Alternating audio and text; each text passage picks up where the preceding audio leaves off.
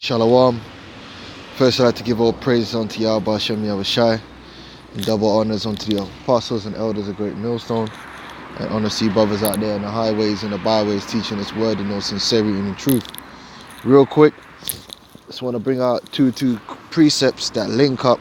You know, I was watching the Dallas live stream, and then the spirit jumped on me to link up two scriptures, man, to put two scriptures in a waltz.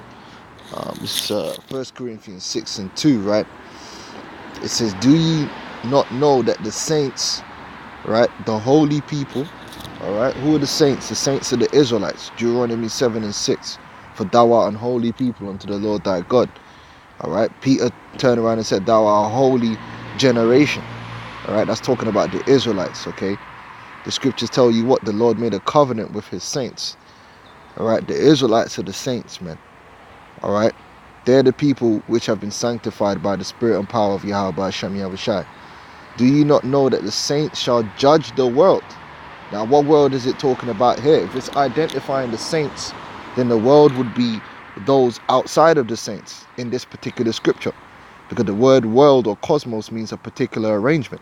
So you got to apply it to who and what it applies to. In this scripture, it's applying to the people who are unholy, the people who are not saints, the rest of the people on the earth, okay?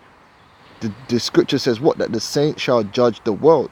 And if the world shall be judged by you, are ye unworthy to judge the smallest matters? Now, is there a precept which shows you that the Israelites, the saints, were prophesied that they were going to judge the world? Or in this case, the world it's speaking about here is the nations? Well, all we got to do is go back to Isaiah, okay, the 2nd chapter. It says, Isaiah 2:1, the word that Isaiah the son of Amos saw concerning Judah and Jerusalem. And it shall come to pass in the last days that the mountain of the Lord's house, all right, shall be established in the top of the mountains, and shall be exalted above the hills, and all nations shall flow unto it. And that's the blessings of Israel, that Israel shall be the chief nation, the chosen and chief nation, and rule over all the other nations, man. This scripture says this is what's going to be established in the last days, man. This is what the Messiah came to fulfill. This is the good news, baby. And many people shall go and say, all right, this is the world that scripture was speaking about. Come ye and let us go up to the mountain of the Lord, to the house of the God of Jacob, and he will teach us his ways. Right now, this proves that what? They're not going to be under the new covenant, because under the new covenant, Israel ain't going to have to teach Israel the ways of the Lord. All Israel shall know the Lord. But the other nations are going to have to be taught. They're going to have to be ruled. And he shall teach us of his ways, and we will walk in his paths. For out of Zion shall go forth the law. Seeing as if you people like to say the law has been done away with. No, that same law of Moses, which is holy and good, is going to be established in the kingdom of heaven, man.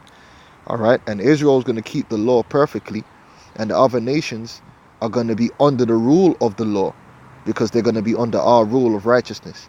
And the word of the Lord from Jerusalem, because we're going to be kings and priests. All right, so the word of the Lord, as again, is from Jerusalem, and he shall judge. You see there, the saint shall judge the world, and he shall judge among the nations, and shall rebuke many people, and they shall beat their swords into plowshares, and their spears into prunets hooks, meaning that the nations are not going to war against each other, because we're going to be in rulership. We're going to judge matters. None nation shall not lift up sword against nation, neither shall they learn war anymore.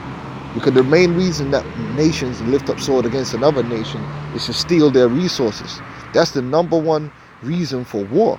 But in the kingdom of heaven, the nations are going to receive their inheritances, and no nation is going to try to afflict the borders of another, lest they bear the wrath of the children of the Most High, the Israelites, man. So I just wanted to bring that out real quick, man. These two scriptures link up nice, real nice, okay?